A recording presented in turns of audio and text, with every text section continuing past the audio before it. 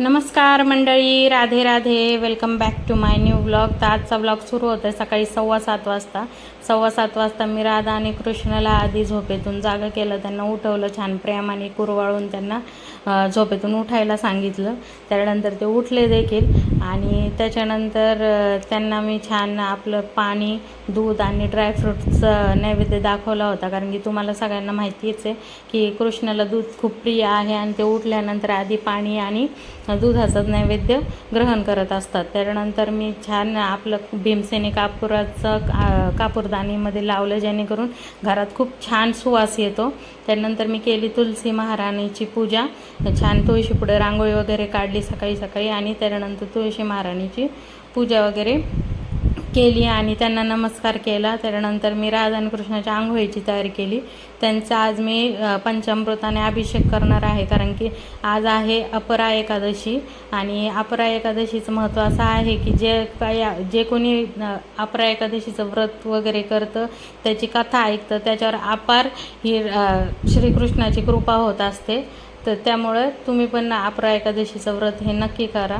मी राधा आणि कृष्णाला पंचामृताने स्नान घातलं. त्यानंतर भरपूर फुलांच्या टपामध्ये त्यांना बसवून त्याच्यात पण त्यांना मी छान आंघोळ वगैरे घातली. त्यानंतर आंघोळ घालत असतानाच मला एक पार्सल रिसीव झालं, जे ऑब्व्हियसली राधा आणि कृष्णासाठी मी मागवलेलं होतं.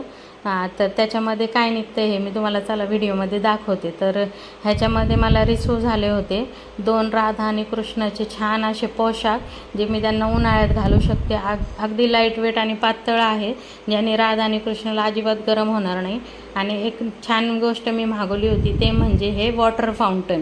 तर हे आहे लोटसच्या शेपमधलं वॉटर फाउंटन, जे मी राधा आणि कृष्णासाठी मागवलं होतं. तर हे राधा कृष्णाला मी त्याच्यात आले बसून ते फाउंटन वगैरे चालू केलं, ज्याने त्यांना असं मस्त थंड थंड वाटत होतं आणि त्यांना खूप मजा येत होती. राधा आणि कृष्णाला उन्हाळ्यात आहे ना, जेवढी त्यांची सेवा करता येईल ना तेवढी करायची, कारण की उन्हाळ्यात त्यांना खूप जास्त कपडे वगैरे घालायचे नसतात. आणि त्याचबरोबर मी राधा आणि कृष्णाला आहे ना चंदनाचा लेप पण लावणार आहे, कारण की आता खूप जास्त उन्हाळा आहे. प्रत्येक सिटीमध्ये 40च्या वर टेम्परेचर आहे.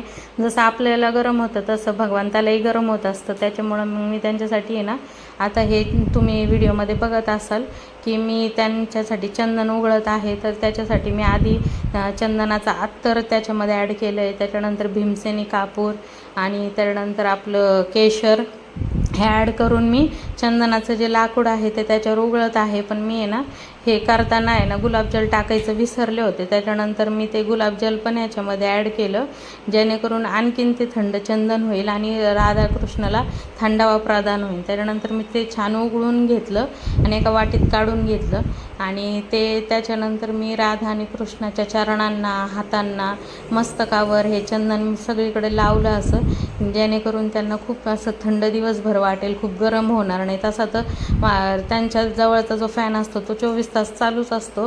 रात्री मी त्यांच्यासाठी कूलर वगैरे लावत असते, पण चंदनाने जो थंडावा शरीराला भेटतो ते कृष्णाला खूप आवडतो. आणि तुम्हाला माहिती आहे का, वृंदावनमध्ये अक्षय तृतीयेपासून 21 दिवस राधा आणि कृष्णाची चंदन सेवा असते. ही चंदन सेवा मी माझ्या घरी देखील त्यांची रोज करत असते. त्यांच्या हाताला, पायाला चंदन लावून दिवसभर त्यांना थंडावा मिळेल अशा गोष्टी मी करत असते रोजच्या. तर तुम्हाला पण हे कसं वाटतं आहे हे मला नक्की कमेंट करून सांगा. माझ्या राधाकृष्णाची जी मी सेवा करते आहे उन्हाळ्यातली, ती तुम्हाला आवडती आहे का? त्याशिवाय एकादशीची जी विशेष पूजा मी करते, पंचामृताने स्नान वगैरे, हे तुम्हाला आवडतं आहे का? त्याचबरोबर कृष्ण आणि राधाला मी छान शृंगार वगैरे केला. खूप हेवी कपडे वगैरे नाही घातले, त्यांना फुलांची माळ वगैरे घातली, जेणेकरून त्यांना थंडावा मिळेल असं. आणि त्याच्यानंतर मग मला थोडंसं फराळाचं करायला वेळ होतं, म्हणून मी त्यांना आंबा आणि केळीचं पहिले फळांचा भोग लावला. त्यानंतर अर्ध्या तासाने मी साबुदाण्याची खिचडी केली होती, त्याचं पण मी त्यांना भोग लावला. त्यानंतर दुपारी मी त्यांना प्लेन दूध देत असते, पण मी आज त्यांना प्लेन दूध न देता त्यांच्यासाठी मी बनाना शेक बनवला होता, कारण की आता खूप जास्त गरमी आहे आणि त्यांना असं तेच दूध पिऊन पण कंटाळा आला होता. त्याच्यामुळं मी त्यांच्यासाठी बनाना शेक बनवला होता.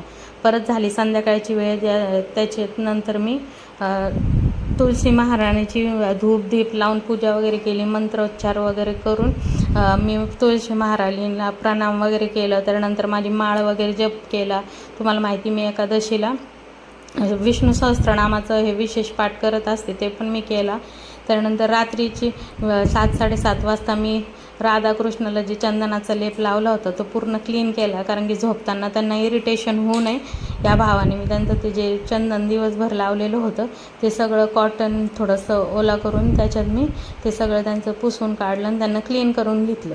आणि मग रात्रीच्या जेवणामध्ये त्यांना फराळासाठी बनवली होती मी भगरीचं मी डोसा बनवला होता, ते मी त्यांना खाऊ वगैरे घातला. त्यानंतर त्यांची अत्तराने मालिश वगैरे करून रात्री मी त्यांना झोपी वगैरे घातलं होतं. झोपताना मी त्यांना रात्री दिवसभर तर फॅन चालू असतो, पण रात्री मी त्यांना कूलर लावत असते, कारण की त्या कूलरमधून आहे ना आपण आईस वगैरे टाकला ना अशी छान फॉग बाहेर येत असतो, थंड असा.